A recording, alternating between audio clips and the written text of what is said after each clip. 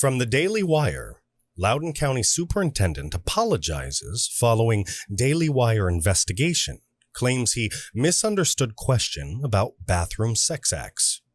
The Loudoun County Public Schools Superintendent held a press conference Friday where he apologized for the district's shortcomings with regard to reporting sexual assault.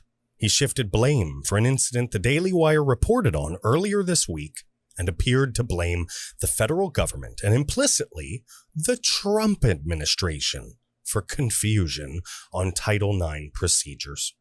Ziegler began his address by expressing empathy for the students involved in the case made public by the Daily Wire this week in a report which suggests that LCPS concealed evidence of an alleged sexual assault at one of the high schools, a decision which led to a second alleged sexual assault. That's the second one we've been talking about. So listen, folks, listen to this twisted, insincere, non-sincere, garbage statement from the superintendent, all right? This is the one that lied to Dad, all right? He's full of crap. I just want you to hear this. It says, "My heart aches for you, and I'm so sorry that we failed to provide the safe, welcoming, and affirming environment that we all aspire to provide.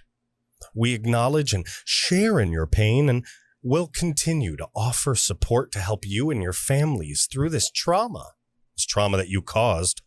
For all of our students, our school-based unified mental health teams are available to anyone who needs care." All right. This is such a weasel thing to say. It's so insincere. It's such nonsense. All right. It doesn't mean a thing. He doesn't mean it. Look what else he said. It's important to know. All right. He's blaming things here. Listen, he's blaming Title IX first. It's important to know that Title IX directs how schools must investigate allegations of sexual harassment, assault, and provide equal protection for both victims and the alleged perpetrators. Throughout these recent events, the Loudoun County Public Schools complied with our obligations under Title IX. However, we found the process outlined under Title IX by the U.S. Department of Education to be insufficient in addressing issues at K through 12. We believe the process could be strengthened with some reforms.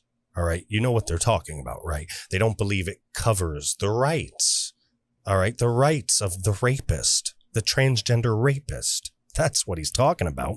He says, moving forward, it's essential that we're consistent in our practices across the country. We're taking positive steps in that direction. This lack of oversight that existed prior to my tenure also contributed to errors in our state reporting regarding disciplinary incidents in schools. The division inadvertently omitted some information in the past, and that's extremely concerning. It was the guy before me, folks. Guy before me forgot. That's crazy. I can't believe he did that. I'm on your side. That's literally doublespeak. All right. That's what he just said. That's what he just said means. All right. It was the guy before me. None of this is my fault. Believe me, I'm with you guys. That's literally psychological, subliminal program nonsense. He's literally trying to hypnotize you into thinking he's a good guy with that statement. And it's not working on any of us. It's not working on any of us. All right. It says we're taking steps to make sure that the processes are improved. I'll say that I have no reason to believe at this time that any missing reports were due to an intent to hide any information from the Virginia Department of Education.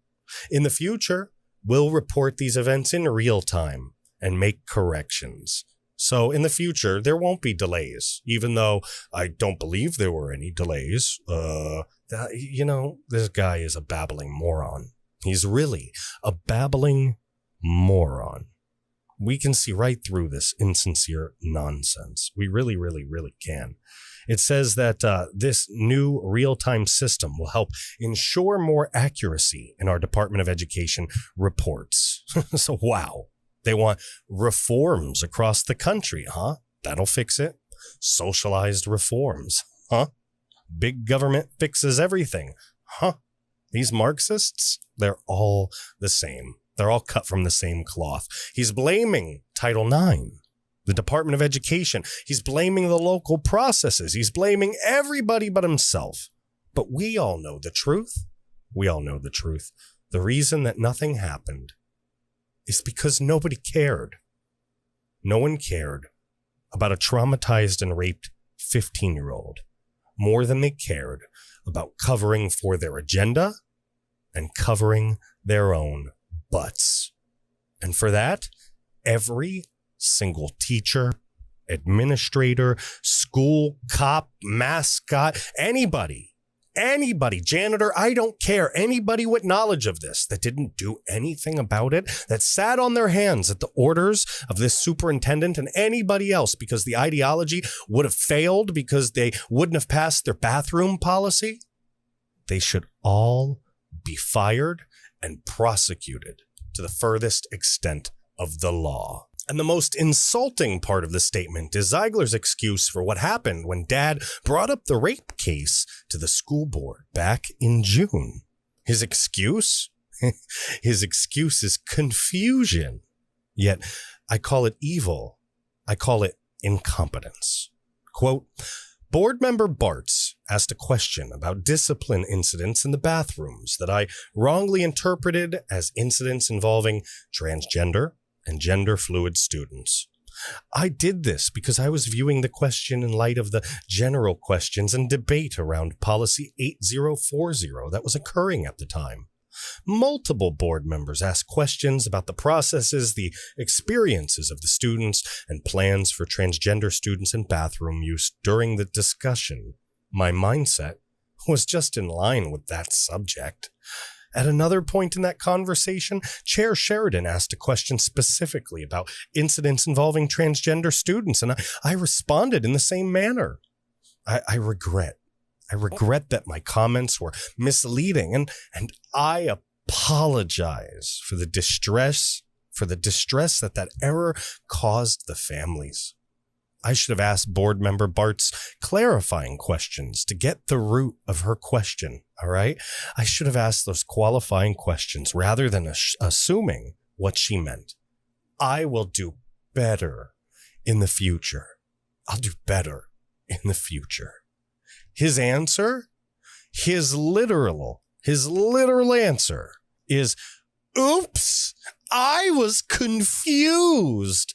I'm sorry I forgot. I'm sorry I didn't care that your daughter got raped. I'm so sorry. But hey, I used proper pronouns, right? All's forgiven, right? Wrong. You're not forgiven. None of you are forgiven. This is the real world. This is real truth and consequence. And when children are being raped in the name of equity, that's called insanity. That's called sexual child abuse. That's a cause for war. You don't get to change the facts of reality. Call it your truth, and then expect everyone to conform to it because feelings are more important than facts according to you. Not anymore, you don't. Again, why do we care about their feelings? Why do we placate them? Why do we play nice with insane people? Why do we play insane games with insane people? The government and all governing bodies, including the school boards, derive their power from the people. You'll realize how powerful you actually are when you come together as a group and you stand for something real. And you stand for something real. The parents of Loudoun County are standing together, and as of right now, one of the school board members, Beth Bartz, has already resigned from her position. Just imagine what we could accomplish if parents from all backgrounds, all colors, all shapes, all sizes stood together shoulder to shoulder across the entire United states.